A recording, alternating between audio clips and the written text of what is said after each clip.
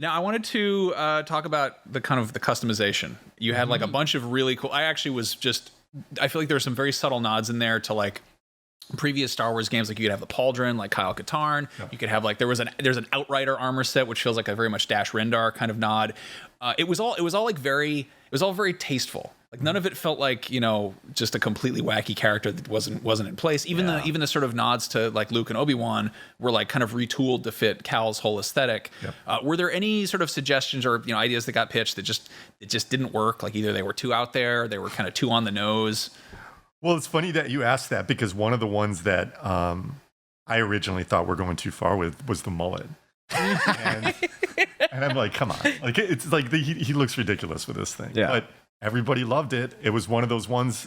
I mean, I'm not going to argue with like playtesting and like, you know, what people think when they're playing something and like you get a really good response. It's like, okay, I was wrong. People love the mullet. Love the mullet. And the funny thing is, I was converted. I like it now as well. So. It feels very like in universe in a way. It's like the original Star Wars was, you know, from the 70s and like going into the 80s, and like, yeah, people like looked like that, especially like action heroes, right? Like I started to build my whole character as like an 80s action hero, especially with like these bright outfits, like even with the cape, but the mullet was always there. I always had that. Yeah, and one of the things, like hair is a big deal to us. I don't have any hair, but it's like it's always been a really big thing since the first game. It's like we've got to have hair that's got volume in it, and it like Hal can put his fingers through it and it blows in the wind, and then we're like, well, we're gonna have, you know, a dozen different haircuts for this game. How are we going to make that work? Yeah. And it was, I mean, we came up, our animation team came up with a really good solve that was all physics based, and it ended up getting good results. But there were some hilarious, hysterical moments, like while we were developing, where his hair would just do the wackiest stuff. I got to ask, you have so many cool options customization wise, but you can't change the color of his hair. And with all due respect to gingers, why is he always like, you can change the color of your droid, your lightsaber, you know, you could customize the spaceship in the last one, you could do all sorts of major things, but you can't dye your hair. What's up with that? His hair is sacred. Like I said, hair is a really big deal to our team. That's the thing that's most iconic about him. And I think that like whenever somebody sees Cal, they can't mistake him for somebody else, and a lot of that has to do with the fact that he's ginger, and it's that was deliberate. But to your point, though, you can do some crazy color stuff in the game that like can get kind of cringy, and like the way that you can color the lightsaber and the blasters. Oh, I was changing my saber, BD1, and Cal's clothing and hair probably every 30 minutes of the game. My partner was working downstairs. He'd come up and seeing me play, and he'd be like, "You're wearing a different outfit like than you were 20 minutes ago." I'm like, "There's so many options. Like, I'm having fun. Let me just dress up Cal." Yeah. It feels like a direct response to the complaint about the ponchos in the last one. And then there was a poncho in here, but it's like it's kind of off the beaten path. Varied, yeah. I wore my poncho in pink. Just that was the reward for the Spawn fight, right? Yeah. Yes. Okay. It's the ponchos.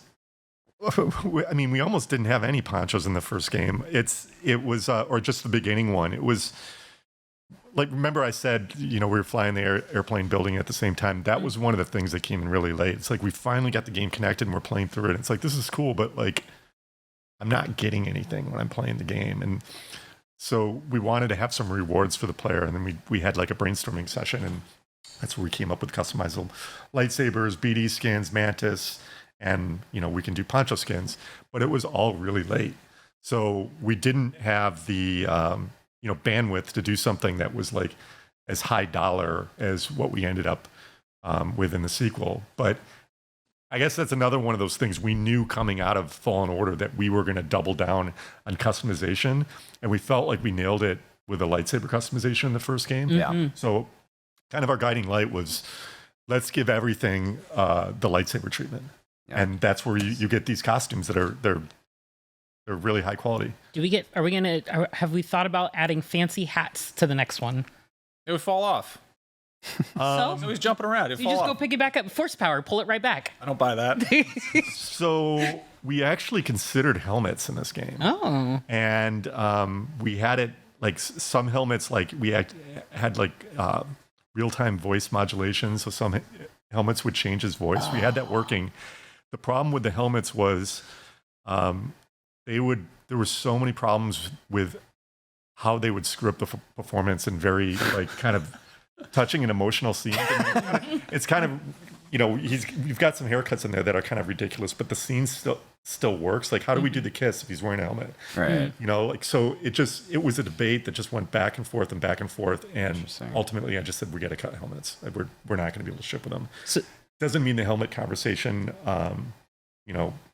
I'm not done. I was gonna say. So that means we might have a chance at seeing it for future playthroughs. Because I would love to go back through and have just voice modulation for a bunch of the cutscenes and just Your eyesight will return in time.